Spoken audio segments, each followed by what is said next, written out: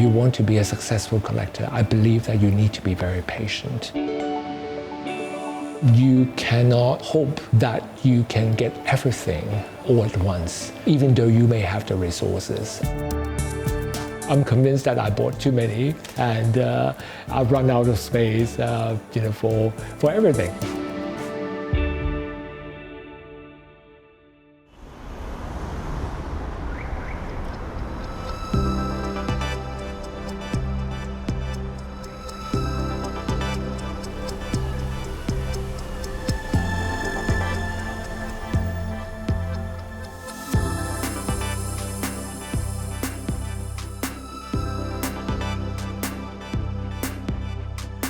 Started as a hobby when I was in secondary school. I got my first camera from my father, Japanese camera, which I love using it. And I discovered through taking photographs that it helps me observe, it helps me discover things that I normally do not see.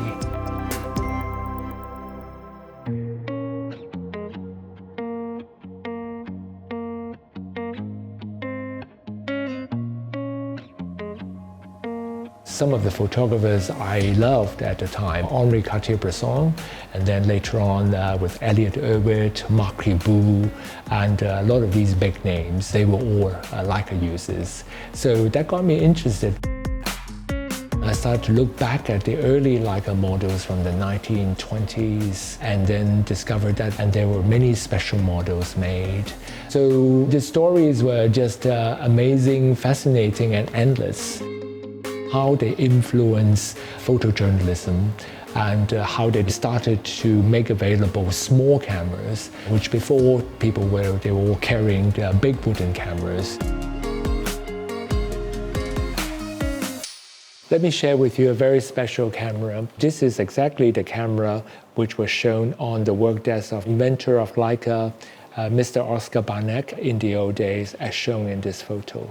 We also have with us in our collection a personal notebook of Mr. Barnack and also the repair record of many of the cameras that perhaps came back to the factory. So this is a very, very precious item, and I've never seen another one. So this was acquired years ago from his estate.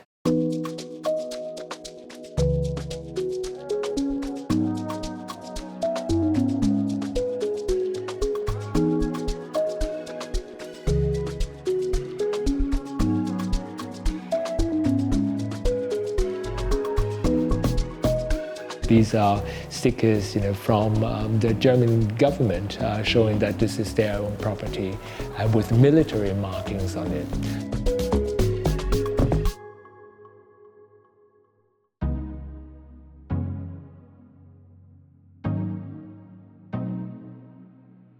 Queen Elizabeth II. She was not only interested in photography, but she was a Leica user.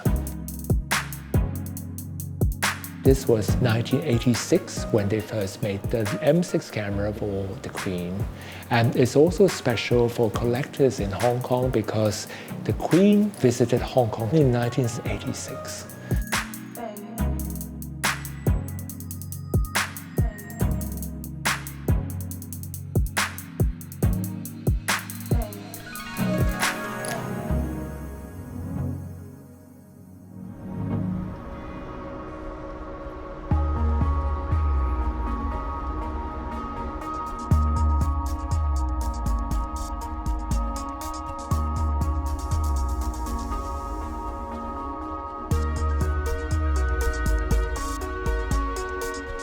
I hope that the collection would tell a very good story, not just about each and every one of the items, but in terms of seeing the development and why they are so important in the development of photography going forward.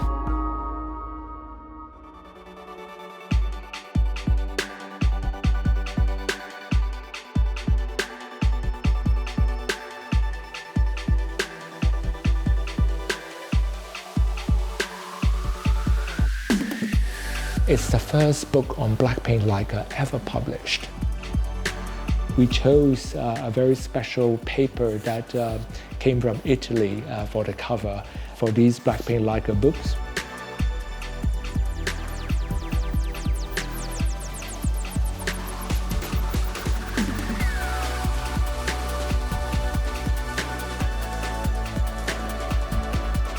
The brass actually showed up. What's interesting about them is that no two black paint cameras are the same. The patina actually shows the relationship, the history of the camera with the owner. It's like a love affair. The more they use it, the more brassy it is.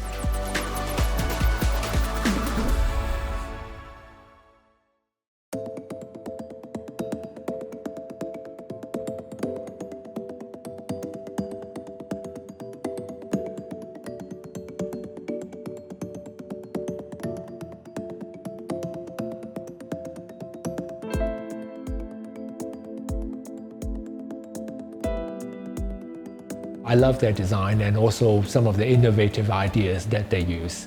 I think for a lot of these Leica cameras, the new ones, I treat them like handbags. I carry them and I think they're beautiful.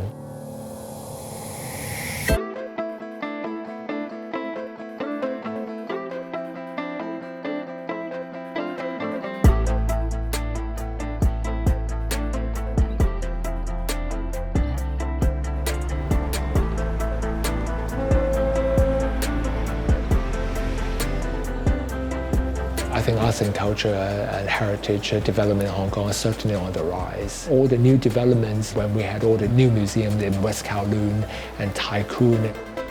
In the end, if you can put together a collection, it could be a very big one, it could be a very small one. What is most important is the story, the thoughts behind, and your values, and in the end, how you're able to tell the story.